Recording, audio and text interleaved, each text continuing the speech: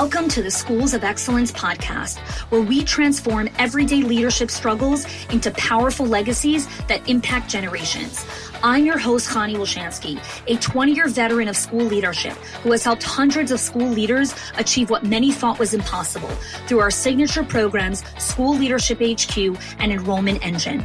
With our battle-tested frameworks and blueprints, leaders have achieved 90% parent retention, 50% less staff turnover, 15% improved profit margins, and increased enrollment by 25%.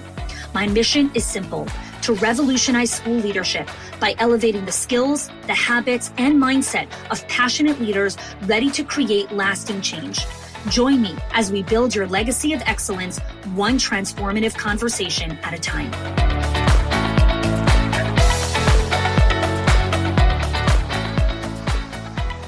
Welcome back to the Schools of Excellence podcast. Excited to be here and continue our Money Leaks series together. And today we're talking about food control. Now, I don't just mean snacks and lunches for the kids. I'm talking about all of it. Staff meals, coffee for professional development days, pizza for meetings, Friday treats, thank you Uber Eats orders. They all feel really small, but it consistently adds up really, really fast. And the thing that I want to really invite you into today is that you don't have a food budget problem. You have a food system problem because you're really generous. You want to take care of your people, but without a system and guardrails, that generosity will leak your profit and turn your leadership into a lot of guesswork. And it kind of ends up working against you. So the thing is that when most leaders hear the word food control, they think about cutting costs, and that's actually not what it is. Today's conversation is about awareness because you cannot lead what you don't track. So the first step in food control, and again, in our diagnostic schoolsofexcellence.com/moneyleaks, you can actually assess where your school is in this money leak. The first step that you're taking when you're trying to get an awareness of food control is to build your baseline. Now, a lot of times people have no idea what their baseline is, or they try and they go back and it's too complicated in QuickBooks. Super simple. Review your last 3 months of food receipts, okay? And look at it from the lens of, am I looking at my last 3 months of food receipts from the context of snacks, snack events, just Uber Eats orders? Like, what am I actually looking at, okay? Now, when I invited a client to do this on a coaching call, I said, I'm really curious, like in your last 5 staff meetings that you did, how much do you think each staff meeting costed? And she's like, well, we serve pizza. So I don't know, it's about like $150. And I was like, pizza for 30 people, not $150. Anyways, turns out that plates, salads, drinks, and all of that is also part of a pizza meeting. And 5 meetings was actually not $750 that she thought it was $2,000, more than double, almost triple the amount that she thought. Now, she's not a careless leader, and she's actually really smart. She just wasn't tracking, okay? And once she had the facts with her baseline, she can walk into a budget conversation really, really confident. We had another client that was trying to create a budget for staff food treats and stuff like that. And she went to the accountant or financial person, and she said, I'd like a budget, please, for teacher treats. And the person who was in charge of the financials said, just spend as little as you can. And she came to me and she's like, I don't even know what to do with that information. And I was like, that's not a budget, right? Spend as little as you can is not a budget. I need a number. A budget has a number connected to it. So I said, listen, look at your last 6 months of receipts of what you spent on teacher food gifts, and then come to them and say, here's our baseline. In the last 6 months, here's what we spent. Given inflation, I'd like X amount of money for the food budget. And what was great is now she came with data. And when you come with data, it's very difficult to kind of not negotiate, or because you can always negotiate or have a conversation. It wasn't the point. The point wasn't to be like, gotcha. It was just like, hey, I have information. I'd like a budget. So that was a great conversation. Okay. So step 1 is build your baseline. Step 2, you need to create a seasonal rhythm. Okay. Food budgets aren't fixed spreadsheets. Okay. A food budget is a living system. Okay. Why? Your grocery list in August is not the same as December because enrollment will shift, staffing will shift, even cultural rhythms will shift, right? Hey, school owners, I see you. You've built a team. You've trusted others with the work, and somehow it still feels like everything lands on your shoulders. And that weight is exhausting. What if you could stop carrying it all alone?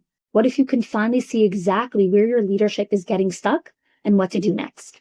That's where the strategic leadership scorecard was made for. In just 2 minutes, it will give you a clear diagnosis in one of the core areas of leading a school: enrollment, financial health, staff culture, or parent engagement. You'll get practical steps and trusted resources to help you lighten your load and unlock real ownership in your team to be able to lead with confidence. You deserve this level of steadiness. So take the scorecard now so you can lead with clarity and know that your school runs on shared ownership, real standards, and rhythms of accountability. We had a client who was trying to figure out the seasonal rhythm of their food once they took this money leaks diagnostic, and she started tracking how much food was left over in each of the classrooms every single day. And once she did that, that small awareness helped them adjust the menus, reduce waste, and save hundreds of dollars. It was like unbelievable. Another thing when it comes to seasonal rhythms is understanding like how bulk ordering works. Like seasonal purchases and seasonal things are like really, really, really tricky because like they're so sneaky in that way, in the way that it kind of comes in. So for example, you can order something in bulk in the beginning of the year and it can last the whole year. But like you can't order apples in September for, the fall patch or whatever it is and be like, oh, by the way, in May during the Mother's Day breakfast, we're also going to want to use apples. So just like order a lot because we'll use those apples. The apples in September ain't lasting you all the way to May. Like you can't bulk order apples. Like we're not doing that, right? And you know that. You know if you're listening that you can't order apples 6 months in advance, right? So that's what I mean by seasonality. Okay. Step 1, build your baseline. Step 2, create a seasonal rhythm. Step 3, plan for the people you actually have. When it comes to food control and food budgets, right? And kind of this rhythm, you have to know how many people are there, right? So if you have a classroom with 9 children, and then that enrollment literally doubles almost to 14 kids, the amount of money that you've been spending on that classroom for food is going to shift. You can't make a budget in the beginning of the year for food and say, now this is the budget for the whole year. Your enrollment's going to shift. I hope it does. I hope it goes up, right? I hope you get even fuller. Like there are certain things that you actually even hope change, right? Especially if all the classrooms are not even full, right? Staffing changes, things shift.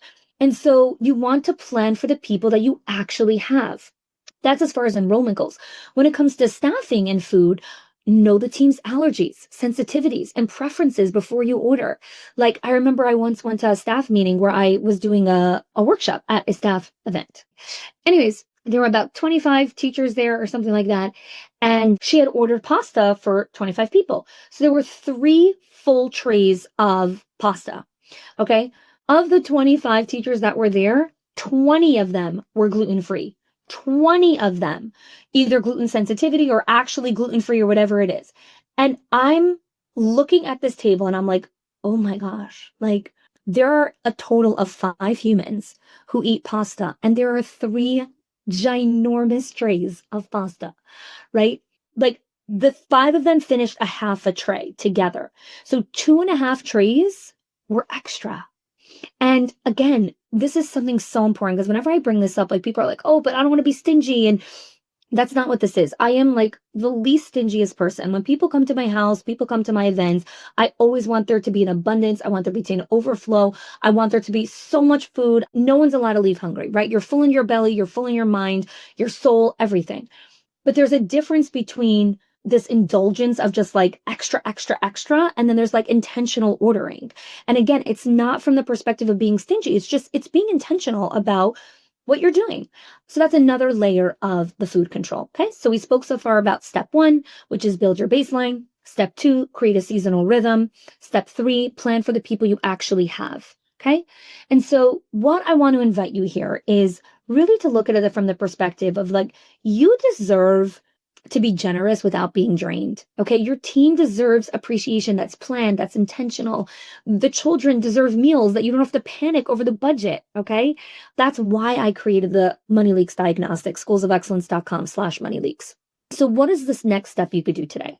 Okay. Your next move, review your last 3 months of receipts and create your baseline. Okay.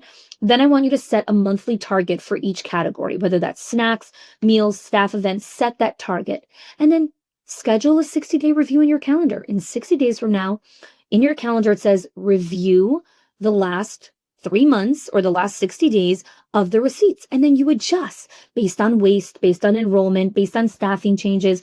It's a consistent financial rhythm that you will consistently come back to. So I hope this gave you clarity. And really, more than anything, I hope this gives you information and data to understand that, like, sometimes you don't need to make giant cuts or any of that to create more profit inside of your business. Sometimes simple food management is such a powerful way to be able to start to get better control of your financials.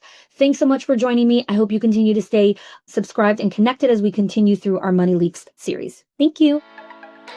If you are loving the Schools of Excellence podcast and have gotten any value out of it for your school, I would love if you can do 2 things for me. 1, subscribe to the show so you never miss an episode. And 2, can you please leave us a review? Reviews help other school leaders know that this is the place to learn how to build a school of excellence. And I would be so grateful if you can do that for us. Your help and support makes this show to be able to be listened by the thousands of other school leaders all around the world. Thanks so much for listening, for giving us your time and attention each and every week. And I appreciate that you have joined us.